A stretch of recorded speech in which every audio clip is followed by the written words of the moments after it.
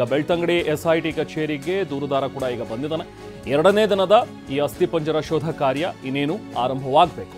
ವಕೀಲರ ಜೊತೆಗೆ SIT ಕಚೇರಿಗೆ ಈಗ ದೂರುದಾರ ಈ ಅನಾಮಿಕ ವ್ಯಕ್ತಿ ಈಗ ಆಗಮಿಸಿದ್ದಾನೆ.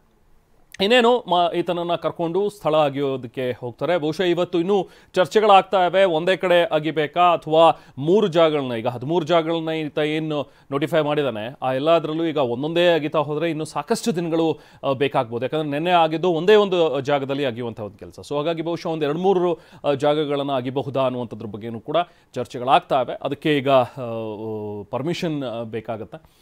ಸೊ ಉಪಾಯುಕ್ತರು ಏನು ಪರ್ಮಿಷನನ್ನು ಕೊಡ್ತಾರೆ ಅದರ ಆಧಾರದ ಮೇಲೆ SIT ಅಧಿಕಾರಿಗಳ ಸಮ್ಮುಖದಲ್ಲಿ ಈ ಶೋಧ ಕಾರ್ಯ ಈಗ ನಡೆಯುತ್ತೆ. ದೃಶ್ಯದಲ್ಲಿ ನಾವು ನೋಡ್ತಾ ಇರೋ ಹಾಗೆ ಬಿಗಿ ಭದ್ರತೆಯನ್ನು ಕೂಡ ಈಗ ಸ್ಥಳದಲ್ಲಿ ಕೈಗೊಳ್ಳಲಾಗಿದೆ.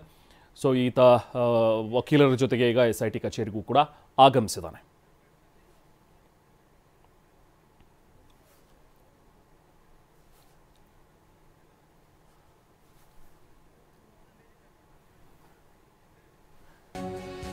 ಸೊ ಇನ್ನು ಎರಡನೇ ದಿನ ಅಗಿಯೋದಕ್ಕೆ ಈಗ SIT ಸಿದ್ಧತೆಯನ್ನು ಮಾಡ್ಕೊಳ್ತಾ ಇದೆ. Puttur AC Stella Varghese SIT ಕಚೇರಿಗೆ ಈಗಾಗಲೇ ಬಂದಿದ್ದಾರೆ.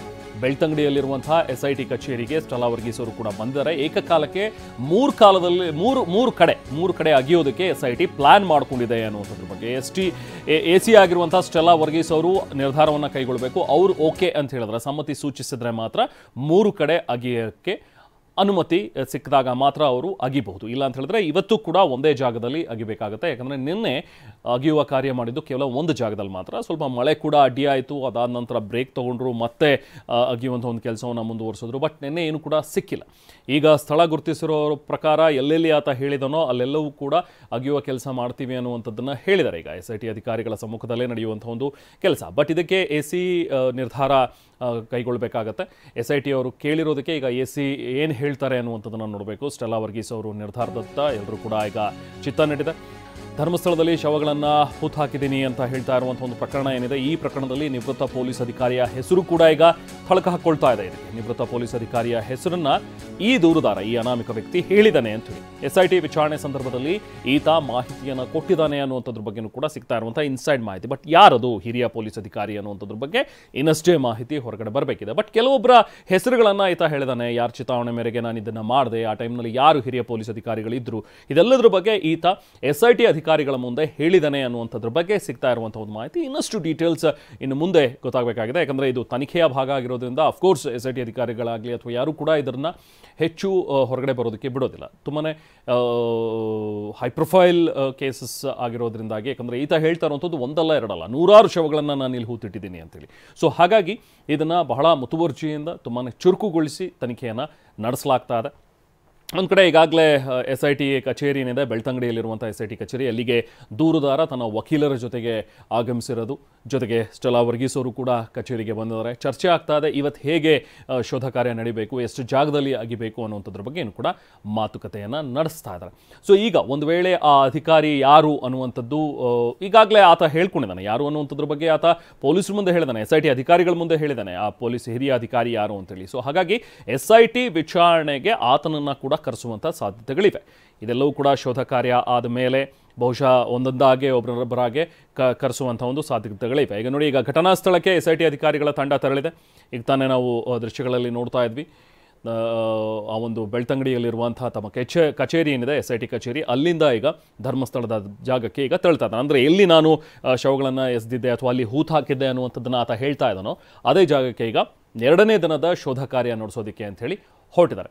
ಸ್ಥಳದಲ್ಲಿ ನಾವು ಪ್ರತಿನಿಧಿ ಪೃಥ್ವಿರಾಜ್ ಇದ್ದಾರೆ, ಮತ್ತಷ್ಟು ಡೀಟೇಲ್ಸ್ ಪಡೆಯೋಣ. ಪೃಥ್ವಿರಾಜ್, ನಿನ್ನೆ ನಡೆದಂತಹ ಶೋಧ ಕಾರ್ಯ ಏನು ಕೂಡ ಸಿಗಲಿಲ್ಲ. ಬಟ್ ಇವತ್ತು ಎರಡನೇ ದಿನದ ಶೋಧ ಕಾರ್ಯ, ಇವತ್ತು ಹೇಗೆ ಪ್ಲಾನ್ ಮಾಡ್ಕೊಂಡಿದ್ದಾರೆ? ಒಂದೇ ಜಾಗದಲ್ಲಿ ಅಗಿಯುವಂಥದ್ದು ಅಥವಾ 2-3 ಜಾಗದಲ್ಲಿ ಅಗಿಯೋದಕ್ಕೆ ಈಗಾಗಲೇ ಸಿದ್ಧತೆಯನ್ನು ಮಾಡ್ಕೊಳ್ತಾ ಇದ್ದಾರೆ ಅನ್ನುವಂಥದ್ರ ಬಗ್ಗೆ ಇತ್ತು. ಬಟ್ ಇನ್ನು AC ಅದಕ್ಕೆ ಏನು ಪರ್ಮಿಷನ್ ಕೊಡ್ತಾರೆ ಅನ್ನುವಂಥದ್ರ ಬಗ್ಗೆ ಮಾತುಗಳಿತ್ತು. ಸಿಕ್ಕಿದೆಯಾ ಈಗ AC ಯಿಂದ ಪರ್ಮಿಷನ್? ಇವತ್ತೇನು ಸಿದ್ಧತೆಗಳನ್ನು ಮಾಡ್ಕೊಳ್ತಾ ಇದ್ದಾರೆ? ಇವತ್ತಿನ ಪ್ಲಾನ್ ಹೇಗಿದೆ ಹಾಗಾದರೆ ಪೃಥ್ವಿ?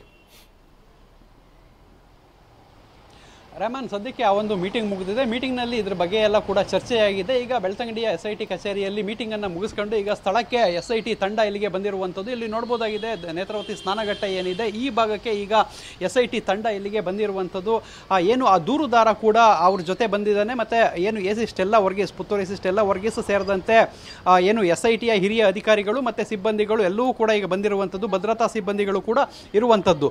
ಸೊ ಆ ಮೀಟಿಂಗ್ನಲ್ಲಿ ಏನು ಎಕ್ಸಾಕ್ಟಾಗಿ ಏನು ಡಿಸೈಡ್ ಆಯಿತು ಅನ್ನೋದು ಇನ್ನೂ ಕೂಡ ಮಾಹಿತಿ ಸಿಕ್ಕಿಲ್ಲ. ಆದರೆ ಈ ಸದ್ಯಕ್ಕೆ ಒಂದು ಕಡೆ ಈಗ ಉತ್ಖನನ ಮಾಡಲಿಕ್ಕೆ ಬಂದಿರುವಂಥದ್ದು. ಸೊ ಆ ಒಂದು ಪ್ರದೇಶದ ಅಕ್ಕಪಕ್ಕ 2 ಜಾಗಗಳಿರೋದ್ರಿಂದ, ಅಂದರೆ ಅದೇ ಸುತ್ತಮುತ್ತ 2 ಜಾಗಗಳಿರೋದ್ರಿಂದ 3 ಕಡೆ ಅಟ್ ಎ ಟೈಮ್ ಅಗಿಲಿಕ್ಕೆ ಅವಕಾಶ ಕೊಡಿ ಅಂತ ಹೇಳಿ SIT ಟೀಮ್ AC ಅವ್ರನ್ನ ಕೇಳಿತ್ತು. ಸದ್ಯಕ್ಕೆ ಸಿಬ್ಬಂದಿಗಳು ಮತ್ತು ಪಂಚರು ಮತ್ತು ಏನು ಶಿಷ್ಟಾಚಾರಕ್ಕೆ ಬೇಕಾಗುವಂತಹ ಸಿಬ್ಬಂದಿಗಳೆಷ್ಟು ಮ್ಯಾನ್ ಪವರ್ಸ್ ಬೇಕಾಗುತ್ತೆ ಅವರೆಲ್ಲರೂ ಇದರ ಅನ್ನೋದನ್ನು ನೋಡ್ಕೊಂಡು ಇವಾಗ ಡಿಸೈಡನ್ನು ಮಾಡಿರುವಂಥದ್ದು. ಸದ್ಯಕ್ಕೆ ಈಗಷ್ಟೇ ಬಂದಿದ್ದಾರೆ. ಇನ್ನು ಕಾಡಿಗೆ ತೆರಳಬೇಕು ಅಂದರೆ ಈ ಭಾಗದಲ್ಲಿ ಹೋಗಿ ಎಲ್ಲ ಪಾರ್ಕ್ ಮಾಡ್ತಾ ಇದ್ದಾರೆ. ಸೊ ಈ ಭಾಗಕ್ಕೆ ಬರಬೇಕಾಗುತ್ತೆ.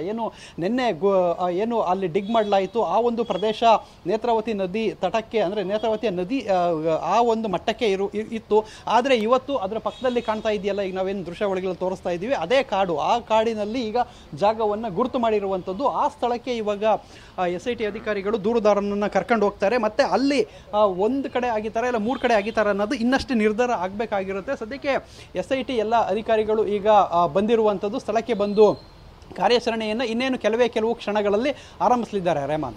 ಎಸ್ ಪೃಥ್ವಿರಾಜ್, ಇದರ ಜೊತೆಗೆ ಒಬ್ಬ ಹಿರಿಯ ಪೊಲೀಸ್ ಅಧಿಕಾರಿ ನಿವೃತ್ತರಾಗಿದ್ದಾರೆ. ಅವರು ಆತನ ಹೆಸರು ಕೂಡ ಹೇಳಿದಾನೆ ಅನ್ನುವಂಥದ್ರ ಬಗ್ಗೆ ಸಿಕ್ಕಂತ ಮಾಹಿತಿ. ಜೊತೆಗೆ 1995 ಇಂದ ಈ ಭಾಗದಲ್ಲಿ ಈ ಠಾಣೆಗಳಲ್ಲಿ ಯಾವೆಲ್ಲ ಅಧಿಕಾರಿಗಳಿದ್ರು, ಪೊಲೀಸರಿದ್ರು, ಅವ್ರ ಬಗ್ಗೆನೂ ಕೂಡ ಲಿಸ್ಟ್ ಕೊಡಿ ಅಂತ ಹೇಳಿ SIT ಅವರು ಕೇಳಿದ್ದಾರೆ ಅನ್ನುವಂಥ ಒಂದು ವಿಚಾರ. ಬಹುಶಃ ಅವ್ರಿಗೂ ಕೂಡ ಈಗ ವಿಚಾರಣೆಯ ಬಿಸಿ ತಟ್ಟೋದ್ರಲ್ಲಿದೆ. ಪೃಥ್ವಿರಾಜ್, ಈ ವಿಚಾರಕ್ಕೆ ಸಂಬಂಧಪಟ್ಟಂತೆ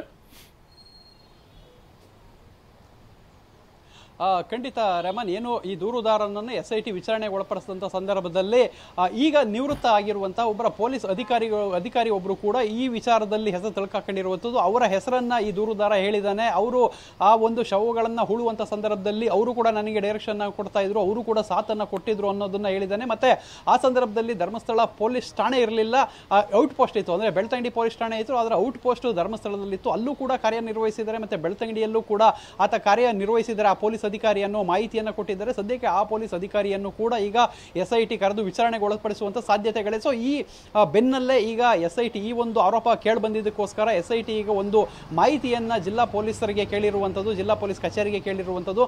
1995ರಿಂದ ಈಚೆಗೆ ಯಾರ್ಯಾರು ಔಟ್ ಪೋಸ್ಟ್ ನಲ್ಲಿ ಕೆಲಸ ಮಾಡಿದ್ದಾರೆ, ಪೊಲೀಸರು, ಅಧಿಕಾರಿಗಳು, ಸಿಬ್ಬಂದಿಗಳು ಯಾರ್ಯಾರು ಇದ್ರು ಅವರೆಲ್ಲರ ಲಿಸ್ಟ್ ಮತ್ತೆ ಡೀಟೇಲ್, ಅವರಿಗೆ ಎಲ್ಲಿದ್ದಾರೆ ಅನ್ನೋದು ಡೀಟೇಲ್ ಬೇಕು ಅನ್ನೋದನ್ನ SIT ಕೇಳಿದೆ. ಆ ಲಿಸ್ಟ್ ಈಗ ರೆಡಿ ಆಗ್ತಾ ಇದೆ. ಇನ್ನ ಇವತ್ತು ನಾಳೆಯಲ್ಲಿ ಆ ಲಿಸ್ಟ್ ಕೂಡ SIT ಕೈಗೆ ತಲುಪಲಿದೆ. ಸೊ ಇಲ್ಲಿ ಪ್ರಮುಖವಾಗಿ ಪೊಲೀಸ್ ಅಧಿಕಾರಿ ಮೇಲೆ ಈತ ಒಂದು ಆರೋಪವನ್ನು ಮಾಡಿರೋದ್ರಿಂದ ಇಡೀ ಆ ಸಂದರ್ಭದಲ್ಲಿ ಕೆಲಸ ಮಾಡದಂತಹ ಎಲ್ಲಾ ಪೊಲೀಸರನ್ನು ಕೂಡ ವಿಚಾರಣೆಗೆ ಒಳಪಡಿಸುವಂತಹ ಸಾಧ್ಯತೆಗಳಿದೆ. ಸದ್ಯಕ್ಕೆ ಆ ಒಬ್ಬ ಪೊಲೀಸ್ ಅಧಿಕಾರಿ ಏನು ಈ ಭಾಗದಲ್ಲಿ ಕೆಲಸ ಮಾಡಿದ್ರೆ ಪರ್ಟಿಕ್ಯುಲರ್ ಆಗಿ ಅವರ ಹೆಸರನ್ನು ಕೂಡ ಕೊಟ್ಟು ಕರೆಕ್ಟ್ ಆಗಿ ಆತ ಮೆನ್ಷನ್ ಮಾಡಿರುವಂತದ್ದು. ಸೊ ತನಿಖಾ ಹಂತದಲ್ಲಿರೋದ್ರಿಂದ ನಾವು ಕೂಡ ಆ ಹೆಸರನ್ನು ಸದ್ಯಕ್ಕೆ ಡಿಸ್ಕ್ಲೋಸ್ ಮಾಡಲ್ಲ. ಸೊ ಅದರಿಂದ ಸದ್ಯಕ್ಕೆ ಈ SIT ಅಧಿಕಾರಿಗಳು ಕೂಡ ಈ ಪೊಲೀಸರ ಹಿಂದೆ ಕೂಡ ಬಿದ್ದಿದ್ದಾರೆ. ರೇವನ್, ರೈಟ್, ಥ್ಯಾಂಕ್ ಯು ಪೃಥ್ವಿರಾಜ್.